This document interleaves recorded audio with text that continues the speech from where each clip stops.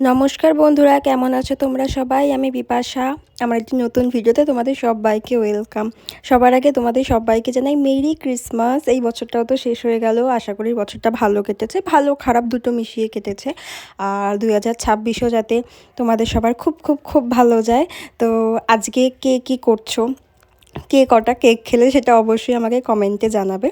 আর এই কেকটা তোমাদের কেমন লাগলো সেটাও কমেন্টে জানাবে। এটা কিন্তু ছিল একটা 1/2 পাউন্ডের চকলেট ফ্লেভারের কেক। আর কেকটা কাস্টমাইজ ছিল, যে আমাকে অর্ডার করেছিল সে পুরোটা বলেই দিয়েছিল যে কীরকম কী করতে হবে।